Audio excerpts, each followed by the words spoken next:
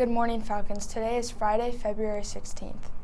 I'm Izzy Warren. And I am Marley Ham. Today's weather. Today we will have snow showers throughout the day. There will be a high of 32 and a low of 15. We could see 1 to 3 inches of snow total today.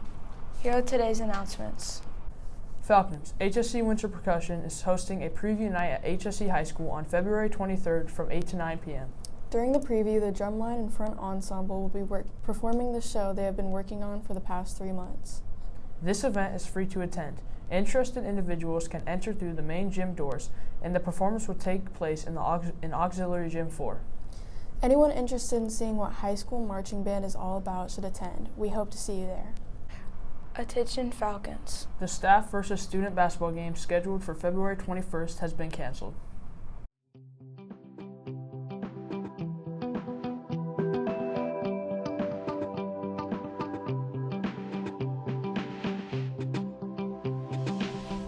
Hi, I'm Justin Cruz. And hi, I'm Katie Callahan. Today we're going to be talking about National Girls and Women's in Sports Day.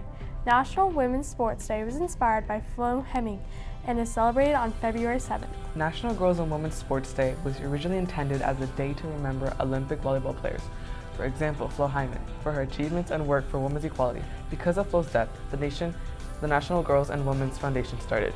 This February will mark the 37th anniversary of her foundation. As for years, women's sports was considered as recreational and non-competitive. The sport rules were very different. Like in girls basketball, you were not allowed to steal, and women were not allowed to play soccer at all. The timeline of women's sports starts back in the 1920s as women were conducted to play more or less aggressive sports, as they were called the Big Six. The council was run by 6 women, 1 for each sport: hiking, hockey, swimming, tennis, track, and basketball. In the 30s, the Big Six started an organization called Women's Athletic Association. The head of administration was Kathleen Lowry, who later in life started her own company. As with an organization, new sports were added as well. These sports were volleyball, archery, and CPR. Moving on to the 1940s, as World War II was starting, men were being deployed, leaving the women to all responsibilities, including sports, as this is the groundbreaking time for women's sports. Along with the upstart of girls' colleges came sports, as most of the time, freshmen were playing senior. Due to the war, college teams were becoming professional leagues, as sports also affected fashion. Most of the clothing and magazines were only sports-based. In the 50s, men were returning, so women were supposed to go back to their original lives, like doing housework and taking care of their families. With the head of women's sports stepping down, Marina Smith took over. With America not approving this idea, Smith decided to start a national competition where women would be competing in every sport for 1 week. With the 60s and 70s rolling around, America was starting to approve of women doing sports, as the Women's Recreation Association sponsored all new women's sports. The sports sponsored were bowling, softball, cheerleading, badminton, and track and field. Along with these sports, women were finally allowed to have girls coaches. In the 80s, women were allowed to play almost every sport thanks to Coach Snort, who helped coach women and men to show how similar their sports are. As time went on, the NCAA and the Intercollective Athletics for Women were in a lawsuit over who got to run the women's sports teams. In the end, NCAA won over AIAW. We'd like to thank WomenInSports.com, thehistoryofwomens.com, and the National Women's Sports Foundation. Bye! Bye! Attention all 7th and 8th grade students. The 2nd annual Sneaker Ball will take place on March 1st, 6 to 8:30 p.m. We will have a DJ, food, and games for the dance. The cost will be $15 and $20 at the door. Tickets will go on sale February 19th during lunch. If you have any questions, feel free to reach out to Mr. Collins.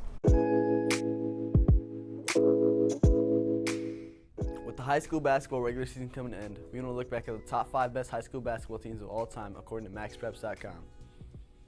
The 5th best high school basketball team ever is the 2019-2020 Montverde Academy Eagles, located in Montverde, Florida.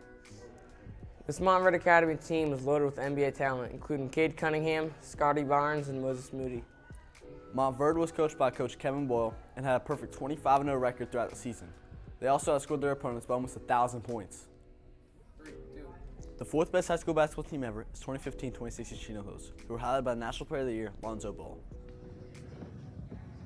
The the 2015-2016 Chino Hill Huskies had the three Ball brothers, Lonzo, LaMelo, and LiAngelo. They led their team to a perfect 35-0 record. Hi, I'm Drew Adamson, and I'm here with Varshawn Clark from the 8th grade. So Varshawn, if you had to choose from the 2019-2020 Montverde Academy Eagles or the 2015-2016 Chino Hills team, who do you think's winning? That's Caden them on Mount Verde. That's Caden them. Definitely Mount Verde. Yeah, why? Because that's Caden them. They cold. That's Caden them. I'm Miles Osborne. I'm here with Blake Swanson from the 8th grade. So Blake, if you were to pick from 2020 Mount Verde Academy or 2016 Chino Hills, who you picking? Both teams are very good, but I'm taking Caden them. That's a great answer. All right, you know why? I love Kate Cunningham. It's just a great team, and it's a private school against the public. Yeah. Hi, I'm Drew Adamson, and I'm here with J-Lo Smith from the 8th grade. and Luke Marticchione from the 8th grade. So Jalen and Luke, if you guys had to choose from the 2019-2020 Montverde Academy or the 2015-2016 Chino Hills teams, who do you think is winning? Chino Hills for sure. Mount Verde, 100%. Why do you guys think that? I think that because the Ball brothers' teamwork together to strive to the end was pretty strong. Eight of them. That's Caden. Yeah. All right, thank you. Yep. In third place is the 1998-1999 St. Anthony team from Jersey City, New Jersey. St. Anthony's didn't have the star power like Chino Hills or Mount Verde Academy, but a way tougher schedule compared to them, playing in 10 different states and won 3 national tournaments, also going 32-0. The second best high school basketball team ever is 1992-1993 Oak Hill Academy. Oak Hill Academy was led by Jerry Stackhouse and Jeff McInnes. Oak Hill Academy won a perfect 36-0 and beat their opponents by an average of 32 points. The 1992-1993 team had 8 Division I players and 4 NBA players. And the number 1 team is 1991-1992 Dunbar in Baltimore, Maryland. The Dunbar Poets won 29-0 in 1982 and had 3 first-round picks, including Hall of Famer Muggsy Bogues, who at the time was coming off the bench. Those are the top 5 best basketball teams. Thanks for watching, Falcons. Not happy with your math grade first semester? Remember, Ms. Corman will continue to offer free math tutoring every Wednesday and Friday, morning at 8:30. Students meet at the main entrance in the vestibule. Miss Corman will get you at 8:30. This is open to all 7th and 8th graders. You can attend anytime you would like additional math help. Thanks for tuning in, Falcons. We hope your 8th grade Falcons who are part of the DC trip this weekend have a fantastic trip. Remember to be safe, optimistic, accountable, and respectful. Have a great great day. day.